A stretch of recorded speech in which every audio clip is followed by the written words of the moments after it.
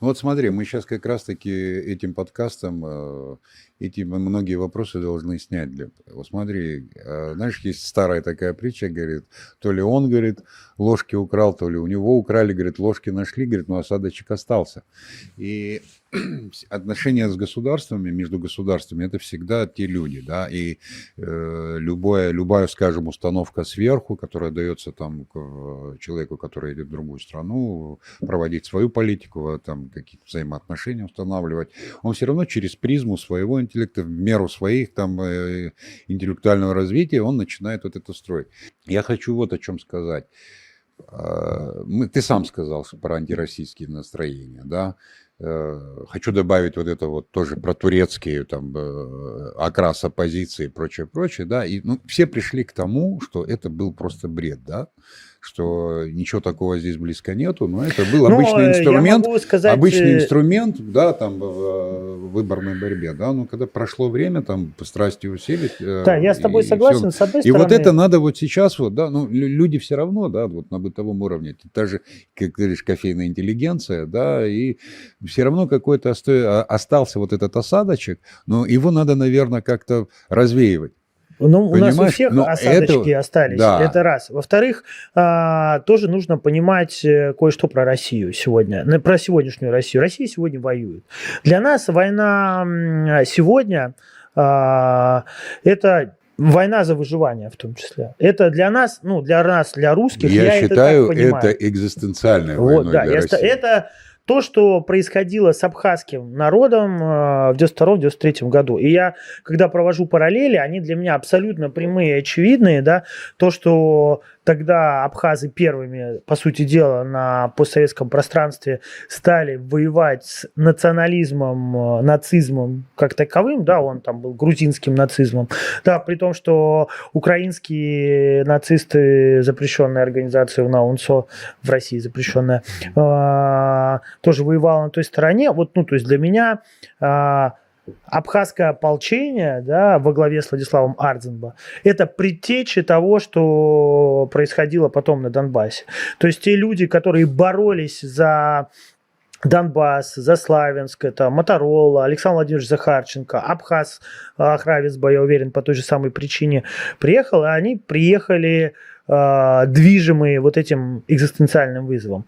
И когда у тебя есть экзистенциальный вызов, да, и когда ты понимаешь, что враг будет стараться любыми способами сделать тебе больно, как сделали нам больно в Карабахе, да, понятно, сейчас сказать, что ой, значит, это не было направлено против России и так далее, ну, в какой-то степени нет, ну, а в огромной степени тоже да, против интересов России, в том числе против российской миротворческой миссии, да, в том числе то, что произошло в Сирии вследом, да, мы же понимаем, что СВО это только один из фронтов, и Россия не может не думать и не беспокоиться о том, что турецкие силы и турецкие спецслужбы здесь тоже работают.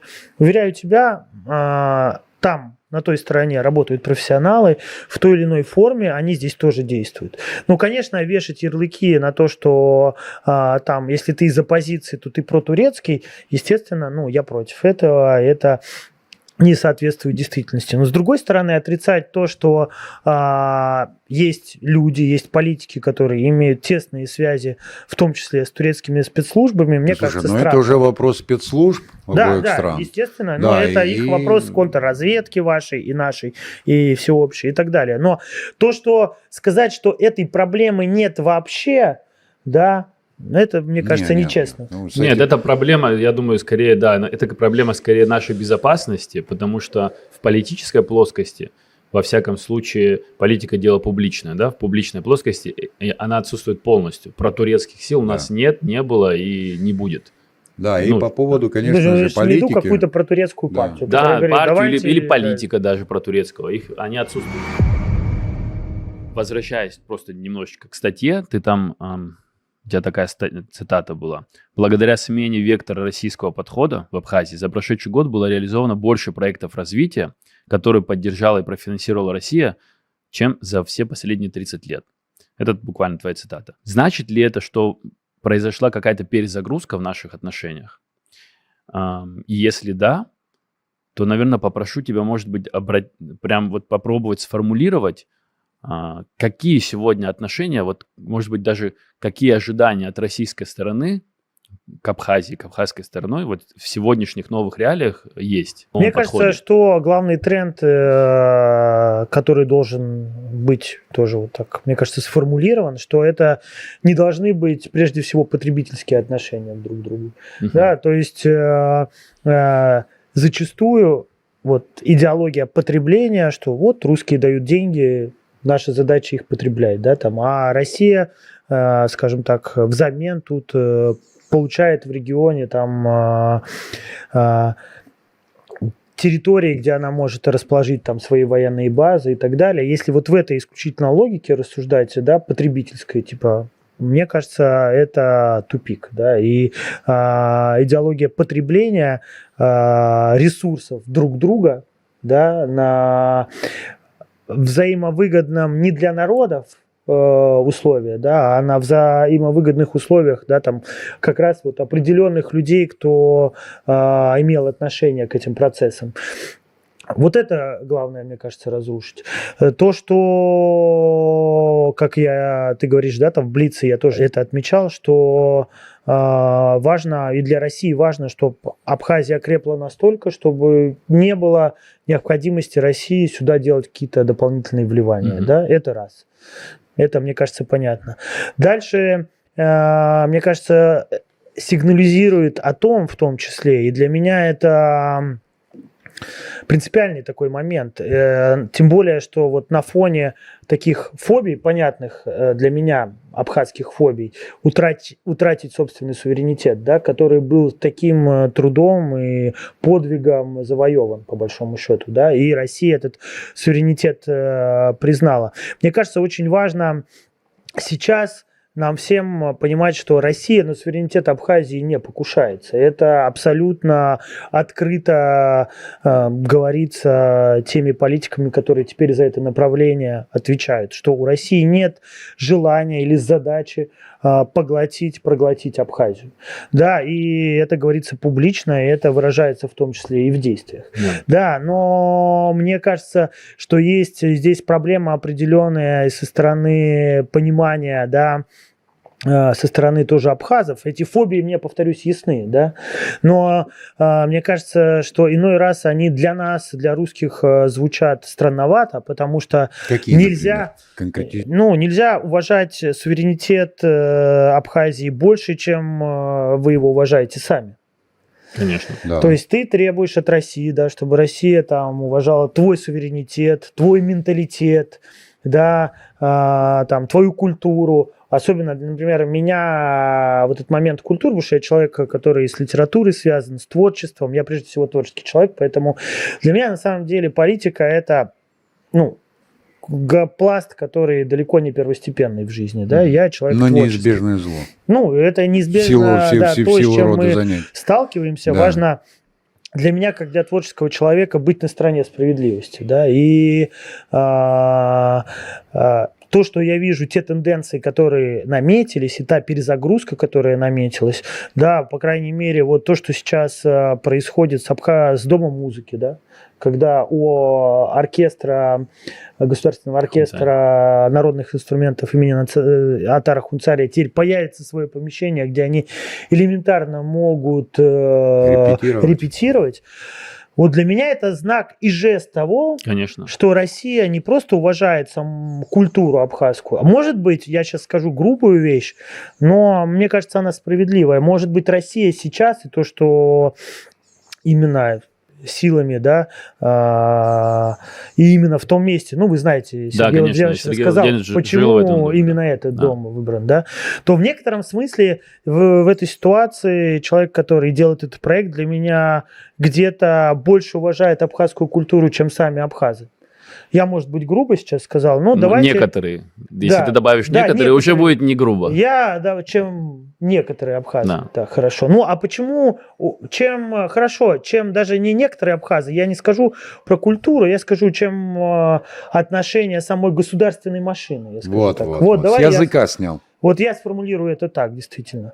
Да, потому что, это преступление, то, что у государственного оркестра народных инструментов, фактически у уникального коллектива, и абхазы говорят, там, чиновники и так далее, как мы уважаем свои традиции, как мы уважаем свою культуру. А что делает государство для собственной культуры?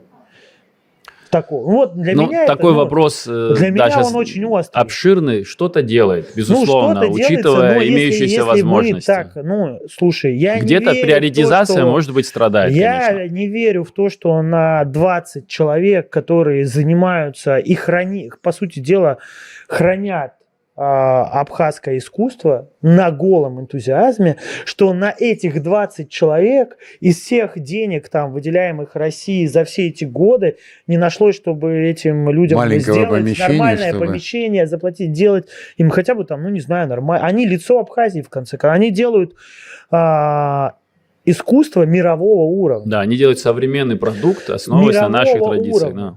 Что вот мне бы хотелось, чтобы сегодня говорили про, вот ты говоришь, с кем прежде всего в России ассоциируется Абхазия. Вот я хотел бы, чтобы она ассоциировалась в первую очередь не с человеком, который на войне, а с культурой. Да, чтобы этот оркестр имел большие гастроли и так далее. Но и, честно говоря, тоже тут вопрос не только про государство. Я сейчас немного вас тоже поинтервьюирую. Давно жду. Сколько ты абхазских инструментов назовешь на абхазском языке? Назови, какие ты знаешь? Чарпан, абхерца, барабаны наши. Все. Барабаны это не на абхазском языке. Ну хорошо, на абхазском языке. Да. Сколько назвали вы? 3. На абхазском языке? На абхазском языке. Вот есть абхазские народные инструменты. Мы все за свой... Как ты говоришь? Давай, загибаем пальцы. Абхерца, чарпан, ачангур, абхерца, вот это вот. Да, абхерца. Я вообще не силен в абхазских инструментах. Еще есть ахыман. Это абхазские гусли. Еще есть акапкап, это трещотки, абхазские национальные. Ну, я их знаю, может, я название на абхазском не знаю. Но ты сейчас подготовленный пришел на эту тему. Потому что здесь общался с этим Скажи, к чему, да, это? Это есть абык, да, такой абхазский инструмент. Ну, давайте сначала с себя будем спрашивать. Ну, по-честному. Вопросов нет. Давайте начнем, Нет, я считаю, себя и надо спрашивать, это абсолютно правильно, да. Но это же не значит, что если у нас где-то есть пробелы, мы не можем больше ни о чем говорить. Нет, это тоже я так не это говорю, не значит. я же не говорю от обратного, что давайте теперь все замолчим и не будем ни о чем разговаривать. Я говорю о том, за что я болею, да. И я вот, например, вижу жест этот, который сделан, да, например, вот новым политическим блоком, да, фундаментальным жестом к тому, что мы вашу культуру, и для меня культура, суверенитет – это близкие очень понятия. Да, если мы очень близко. Традиция, да, если мы вашу традицию не просто уважаем, мы готовы вам помочь ее сохранить. Ну, так было, в принципе, с самого начала взаимоотношения России и Абхазии. Вклад в культуру, он неоценим. Даже если начинать даже с алфавита. Это и много-много другое. Здесь ты меня поймал, я так глубоко не копал. Да, но просто если то, что ты говоришь, отношение к культуре, ты не можешь, мне кажется, несправедливо судить об отношении к культуре. По вам двоим? Ну, даже по нам двоим. Нет, или даже, я тебе скажу, обидное... даже вот если возьмешь опрос всего населения проведешь, да, процент культурных людей, назовем их, да, он будет маленький. Тебе ответит на этот вопрос, но я будет тебе очень, скажу, очень что маленький. так, просто культура, скорее это всего... это и есть народ, это и есть та музыка, Семен, к чему хочу сказать, песни, если ты начнешь спрашивать гражданина Российской Федерации, рядового, какие он знает инструменты национальные из русской традиции, да, я хорошо. думаю, что тоже мало кто назовет. Почему? Да. Ну, что, первое, что скажут, гусли. Какие балалайка, ложки. Ну, я к чему говорю, что это, понимаешь, есть пласт людей, да, какой-то процент людей, которые есть там, которые культуру, да, продвигают, сейчас развивают. оправдываешься. А? Я считаю, что... Не оправдываю, я считаю, так во всем. Я Так во считаю, всем. что- Во-первых, я все население считаю- любой страны не может быть вообще, в принципе, образовано. Если мы- Это не образование, понимаешь? Эти, В том вот числе и деревне- культурное образование, в деревне старики все знают эти инструменты, понимаешь? Они могут не читали, они, может, не читали последнего из ушедших, да, или там, может, не читали огромного количества книг, может быть, не читали Никуала Хашик и так далее, и других абхазских писателей, но эти люди знают названия своих народных Я просто инструментов. тебе хочу Слушай, сказать, знаешь, я полностью я подписываюсь под каждым словом, где ты сказал, что этот жест, это действительно жест, это посыл, может быть, да, такой от команды Сергея Владиленовича, да, что новая эпоха началась, и то, что действительно, нам дают понять, что наши Мы не хотим вас то, что делать самое, другими, да, то, что понимаешь? самое ценное для нас должно быть, да, культура, и российская сторона тоже об этом заботится и делает свой вклад. Я это полностью подтверждаю и солидарен в этом. Но вот делать выводы, те, которые ты говоришь, я в Москве родился и вырос. И кто К сожалению, такие тебе граждане скажу, России, это такие же разные граждане России, я как и с тобой здесь. согласен. Это Я не абсолютно делаю все. выводов Там, где конкретно какой по процент тебе. больше, Ну меньше, вот но это уже вопрос. чем я спора. согласен, Я Привет, просто... да. проведи эксперимент. Вот давайте встретимся Давай. через Ну, это месяц. надо за социологию кофе. очень Нет, серьезно да не, вы провести. своих чтоб- знакомых опросите просто. Хорошо. Я даже Поговорите. опрашивать не буду. Просто поболтайте с друзьями. Не со скажу. своими, Нет, это спросите. интересный эксперимент, согласен. И Вот это не единицы просто эксперимент. назовут, Мне вот кажется, все, что ты назвал, потому что ты с оркестром там пообщался, они Ну, тебе да. назвали эти Ну, инструменты. я не просто Вот, пообщался. вот из поверь моих мне, я с знакомых, ними вот несколько очень много человек, пообщался. ну вот тем более, Я понимаешь? погрузился Но в этот ты вопрос, был, потому что я не ты был равнодушен. заведомо в выигрышной позиции, А, они Конечно, тебя ты мне знаешь, что я вооружили. скажи? не равнодушен Вот к у абхазской тебя культуре. ну, Мне смотри, очень хочется, чтобы Семен, это было очень для много, всех так. очень много. Я знаю, что помню хорошо. Помню, когда вот, значит, были вот эти вот этнографические экспедиции, да, там в разные села. И одной из тем была, короче, национальная борьба. Вот у всех народов есть национальная борьба, у абхазов что? И сидел, рассказывал человек, который участвовал, он говорит, сидит старичок, говорит, и вот он сидит, кряхтит, салабащий, 30-й, он, конечно, гости пришли, он одел лучшую черкеску, это со 70-е годы, кинжал у него висит, 30-й, и начинает его спрашивать, и вот он степенно рассказывает про обычаи, а ему потом говорит, слушайте, а вот нас сюда отправили, говорит, потому что знали, что вы хорошо владели вот этим боем кинжальным, короче, вот абхазским. И, говорит, старик, которому там за 90, он, говорит, преображался, он вскакивал, короче, доставал кинжал и какие-то хитрые пируэты и показывал. И я оттуда узнал, почему у абхазских кинжалов короткая рукоятка, потому что хват был другой, понимаешь? И он, говорит, такие фортеля начал выкидывать, но этого уже нету. Я просто... А вот много ты слышал вообще про абхазскую национальную борьбу? Нет.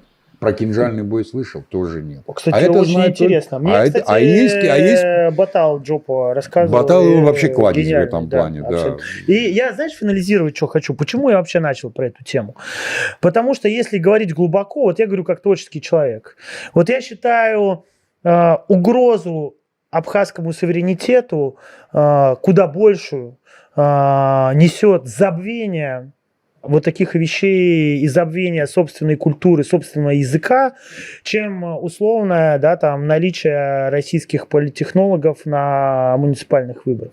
Вот экзистенциальную угрозу для абхазского суверенитета, для абхазского самосознания, для абхазской государственности несет пласт, который, может быть, к политике не имеет прямого отношения.